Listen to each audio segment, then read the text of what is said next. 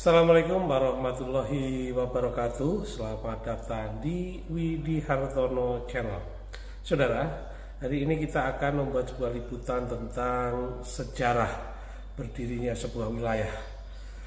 Tetapi sebelum Anda menyaksikan video ini secara penuh, agar channel ini terus berkembang dan bermanfaat untuk pengetahuan, jangan lupa untuk di like, subscribe, komentar, dan share. Saudara, liputan sejarah tentang berdirinya sebuah wilayah akan menjadi penting bagi generasi di desa yang bersangkutan, di wilayah yang bersangkutan. Nah, hari ini kita berada di ujung selatan Kabupaten Wonogiri, yakni di Desa Guntur Harjo, Kecamatan Parangkubitung. Seperti apa kisah sejarah berdirinya desa ini, mulai dari siapa tokoh-tokoh pendirinya, kemudian wilayahnya desa ini mana saja, kemudian siapa pemimpin-pemimpinnya, dan ikuti video ini secara lengkap agar kita tahu dan memberikan kemanfaatan cerita untuk anak cucu kita. Saksikan di video ini. Assalamualaikum warahmatullahi wabarakatuh. Bilih badhe priksa wontenipun Guntur Harjo, awalipun mekaten. Awalipun pemerintahan nika taksih diimpun wonten ing Bulusari, daerah Sambiharjo nalika jaman penjajah. Ning jaman akhiripun penjajah lalandi dumuginipun Jepang tahun 1900 kalih menika wonten alih ingkang dipun wastani alih sedaya kala wau dipun tanemi saking Kecamatan Giritondro. Panguwasa desa dipun namanaken kala semanten kepala desa. Sekawit kepala desa ingkang pun tanem wonten ing Guntur Harjo menika namanipun Pancakaryono. Pancakaryono menika taneman saking Kecamatan Giritondro. Mekaten ing antawisipun salajengipun ngaten, Pak Pancakaryono sasampune lenggah wonten ing Guntur, Dukuh Guntur, wonten ada-ada desa nika kedah wonten naminipun ingkang katur atasan. Dipun namaaken Guntur Harjo. Awit manggenipun Pak Pancakaryono menika wonten ing Guntur mriki, salajengipun sampunipun nami Guntur Harjo, Pancakaryono kala wau pindah dhateng Duren, Pedusunan Duren. Wonten mriku kirang langkungipun 3 taun, piyambakipun wonten kemajuan damel kebon jati sakilen dusun Duren lingkungan Ngrening niku.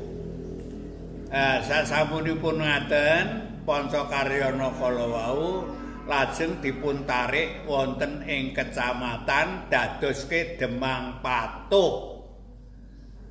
Tegese ngantos pensiun Demang kemawon. Demang menika tangan panjangipun Pak Camat, karena nalika semanten dereng Pak Camat taksih mantri gunung.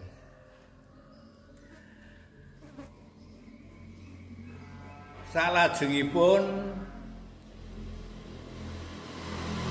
sasampunipun Pak Pancakaryono dipun tarik dhateng kecamatan, Guntur menika lajeng dipun sukani saking Ketos ingkang nami Trunadiwirya. Kala semanten Trunadiwirya magangan Kecamatan Giritantra.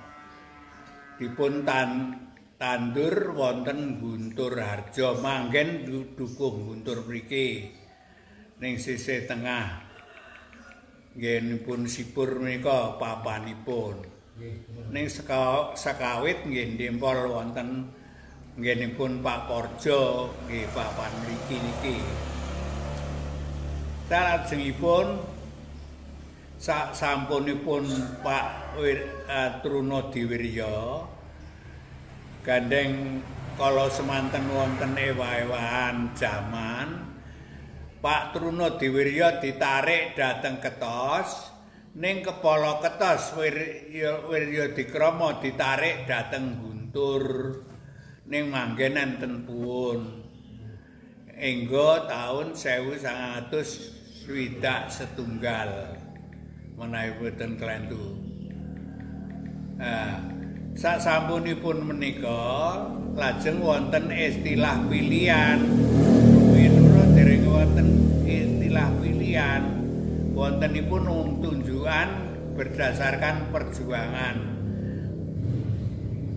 Salajengipun pilihan menika ndelar ingkang terpilih Atmo Sukadi.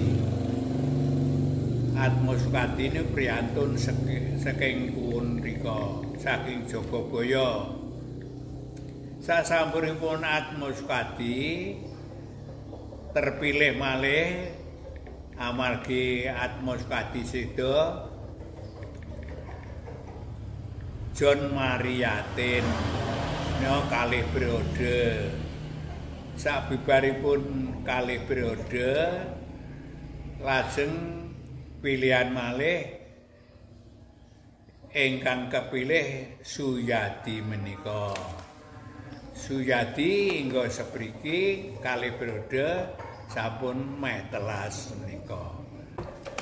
Salajengipun wangsul malih Guntur Harjo menika nalika jaman dipun damel saking Pak Pancakaryono dipun kersakaken dening atasan. Sasampunipun dados Guntur Harjo milayahi Ngasem, Balong, Plawon, Puun, Talunombo, Guntur, Petir, Pelem,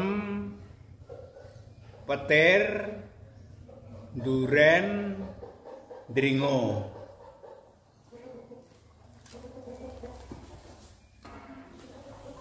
Kadus pertama menawi Ngasem menika Pak Karsorjo, gek terus Balong menika Pak Karso Wirejo, lajeng Plawon menika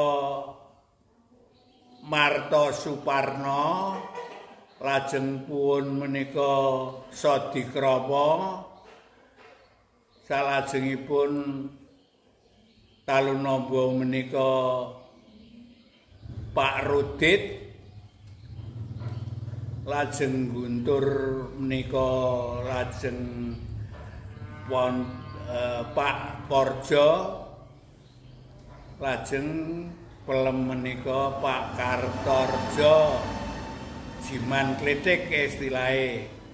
Terus Petir menika Pak sinten niku?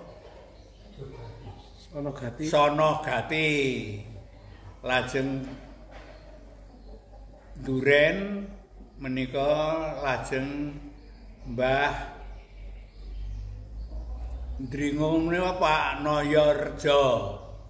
Noyo menika saking Gendayaan. Pun terus tokoh pendiri niku selain Pak Pancakaryono sinten Mbah Ngaliman terus sinten tokoh pendiri liyane setunggal Pak Pancakaryono terus pendampingnya sing telu sinten? Ngaliman terus Pak Jokarso Mbahe Satimen Kun. Terus Pak Pali Balong. Ming kuwi. Kurang luwih tahun 1920. zamane sinten?